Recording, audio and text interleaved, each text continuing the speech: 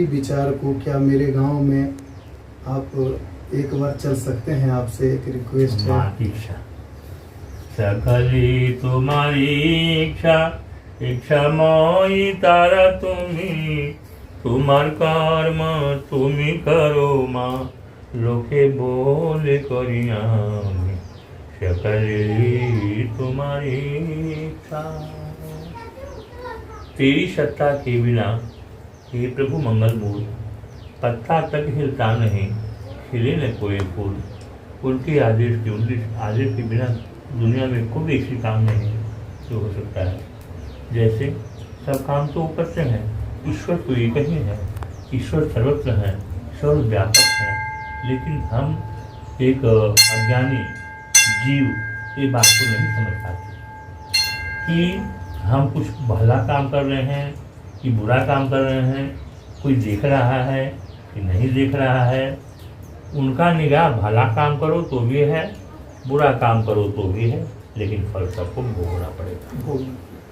ये संसार भोग का है, ये संसार में भोगने के लिए है, और जो ज़्यादा संसार का भोग को भोग लेता है और जितना समय बिताना है बिता लेता है, तो पल में उसको वापस भी हो जाना पड़ता है, पल में वापस होना। और जब वो कहता है कि ले डूबता है एक पापी नाव को मझधार में, जिस प्रकार से एयर इंडिया के जहाज को हो सकता है कोई एक ऐसा पापी होगा जो सबको तारने के लिए, या सभी पापी होगा जो जीवन जितना उतना ही था, जन्म जो लिया बच्चा वो भी साथ में था, और जो जुआ है बूढ़ा है जितने हैं सभी वो उनका जो समय लीला समाप्त हुआ, इसलिए एक ही साथ चला। तो हम लोगों को उसे सीख लेनी चाहिए कि हम लोग भी सतर्क रहें, सावधान रहें, और हमेशा उनका चिंतन करना चाहिए जिन्होंने हमें इस माटी का पुतला बना करके भेजा है। आदमी सुखी होता है और राह उनका प्रशस्त होता है, और फिर सारा समय जिसके लिए बिताना है बिता करके वापस हो जाता है। सबका निर्धारित है कि तुमको इतना दिन यहाँ रहना है, इतना दिन रहना है। आज आप स्वामी बी इनका जानते हैं, विवेकानंद जी का, स्वामी रामकृष्ण परमहंस जी का, या आदि जगतगुरु शंकराचार्य का। आदि जगतगुरु शंकराचार्य 36 वर्ष में ही संसार को बहुत कुछ दे रखे आश्चर्य। तो इंसान, भगवान राम भी, भगवान कृष्ण भी, जो कोई भी मनुष्य धारण कर के यहाँ आता है, भला बुरा उनके साथ भी होता है, भोगना पड़ता है। जो भगवान कृष्ण जन्म लिए तो उनको भी कृष्ण जेल में जन्मना पड़ा, और जेल की यातना इच्छा करके और दूसरी जगह पालन पोषण करना पड़ा है। भगवान राम आए तो वो भी राजपाट से आकर के 14 वर्ष जंगलों में व्यतीत करना पड़ा। एक भोग था मानव शरीर में आने के लिए, और प्रभु जब अवतरित होते हैं तो जो शेष भोग होता है अपने पूर्वजों का, अपने स्थानों का, उसको भोगने के लिए यहाँ आते हैं, पुनः वापस हो जाते। तो हर कोई को भोगना पड़ता है। आदमी को जन्म मृत्यु से घबराना नहीं चाहिए, डरना नहीं चाहिए कि जब हम यहाँ आए हैं तो यहाँ से जाएंगे भी, और इसी बीच में हमें अच्छा काम कर देना होता है। और पछताते सोचते रहोगे नहीं आज राजप्पा जाना था, अच्छा चलेंगे 5 दिन के बाद, 5 नहीं तो अच्छी बात दिमाग में आया तो राजप्पा आ गया, माँ को दर्शन किया, संयोग से कोई ऐसी भक्ति से दर्शन हुआ जो कुछ बोला, उसको सुना, समझ में बात आई, अच्छा लगा या बुरा लगा। भगवान 2 कान दिए हैं, 2 इंस्ट्रूमेंट दे करके भेजे हैं कि जो अच्छा लगे उसको ग्रहण करो, जो बुरा लगे एक तरह से फेंक दो। जो बात ऐसी बात नहीं कि कोई बोल रहा है तो सभी से अच्छा लगे, नहीं।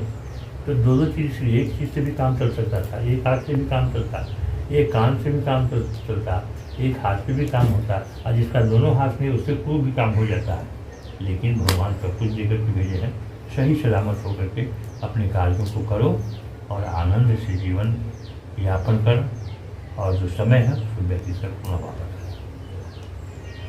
और वो जो 3 जो सूत्र बताए, स्वस्थ रहो, हाँ, स्वस्थ रहो, सुंदर रहो और खुश रहो। हर इंसान को चाहिए कि सबसे दुनिया में सबसे बड़ी संपत्ति है निर्मल काया। स्वास्थ्य सुंदर है तो आपके लिए संसार है, और शरीर स्वास्थ्य ठीक नहीं है, आपके पास संपत्ति का पहाड़ भी है तो वो कोई व्यर्थ है।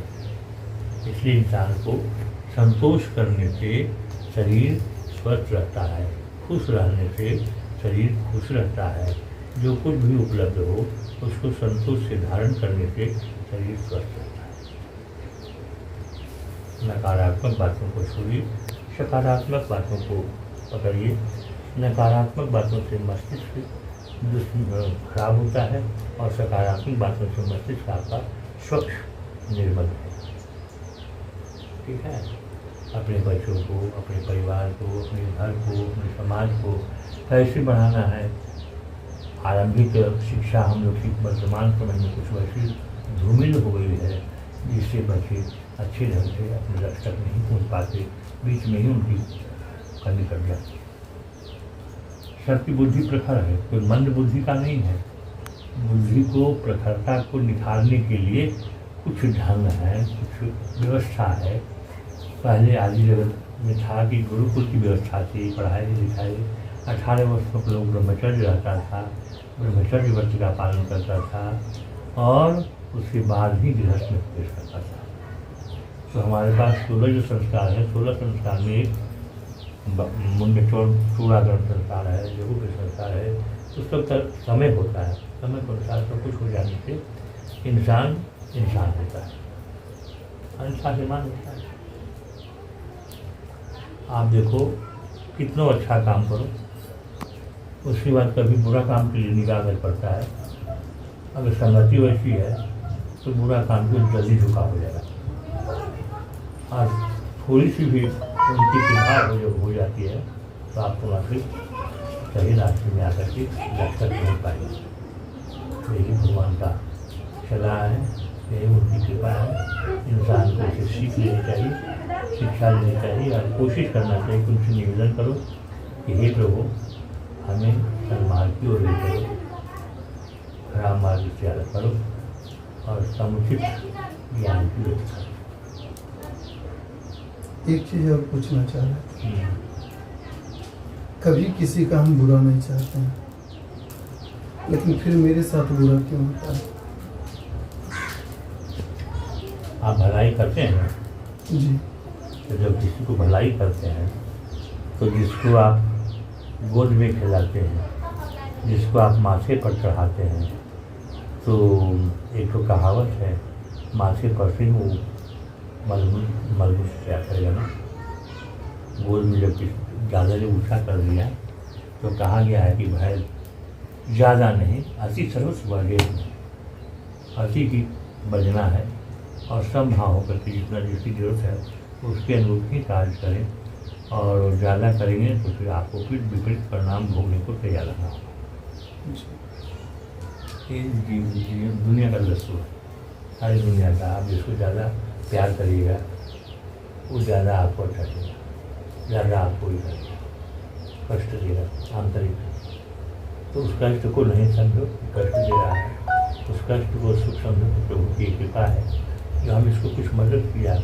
आज इसके अंदर में दूर परिणाम खराब विचार है, इस विचार के चलते ये हमको नहीं समझना है। घबराना नहीं चाहिए, अच्छे काम को करना चाहिए, पीछे नहीं देखना है और ज़्यादा आगे भी नहीं देखना है।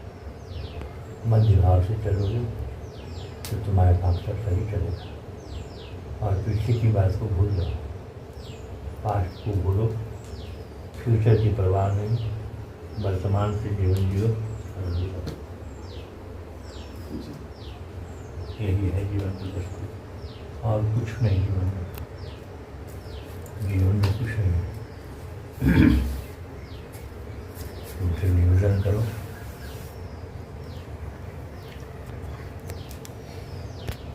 मैया तेरे चरणों की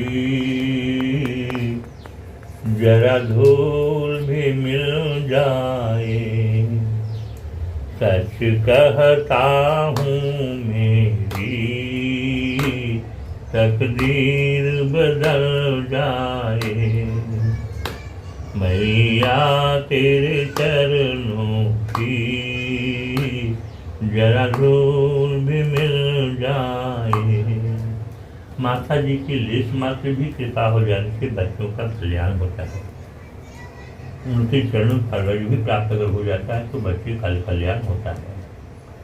माता कुमाता नहीं होती, हम सभी नादानी करके उनको कुछ भूल जाते हैं, हम लोग कुछ मुख से अटपटा बोल जाते हैं, लेकिन माँ उस बोली को, उस अटपटा बोली को अटपटा बोली नहीं समझकर प्यार ही देती है, दुलार ही देती है।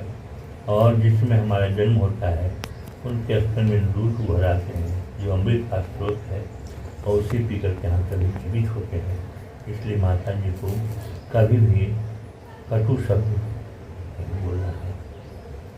माँ तो माँ होती है, बच्चे को समझना चाहिए, चाहे बच्चा हो या बच्ची हो, सबको समझना चाहिए। तो उनका व्यापार का माता ही सबसे सच्ची गुरु है सबका, वही सिखाता है, सारी चीज़ सिखाता है, बोलने के लिए, चलने के लिए, खाने के लिए, पीने के लिए। माँ ही एक ऐसी गुरु है जो मार्गदर्शिका का काम करती है हर बच्चे को, हर इंसान को। वही माँ का प्रतिबिंब आप सब जगह देखते हैं, सब जगह माँ God is one and every ईश्वर ही कहीं में सर्वत्र है, सर्वव्यापक है। और जीवन में बहुत सारी समस्याएं आती हैं, संघर्ष स्ट्रगल इज लाइफ उसको बोलते हैं, संघर्ष ही जीवन है।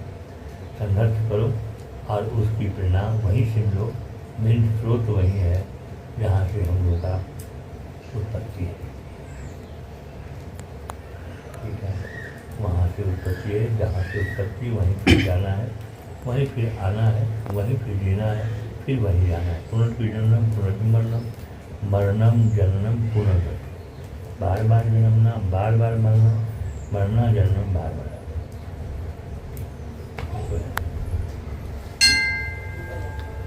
बहुत खुशी हुई बाबा आज आपसे मिल के, यहाँ आना हमारा धन्य हो गया, सफल हो गई सब कुछ।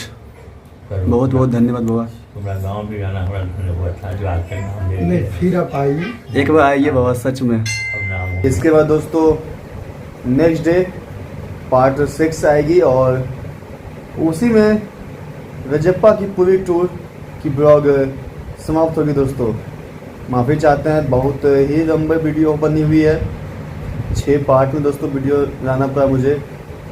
सोचा कि एक दिन पूरी ब्लॉग डाल दूंगा तो लगभग 50 से 60 मिनट की ब्लॉग आती है, 1-1 घंटा की, तो आप लोग देखते भी नहीं, मज़ा भी आप लोग पता आता है या नहीं आता, इसलिए शॉर्ट डाल रहा हूँ। 8-10 मिनट का एक वीडियो है।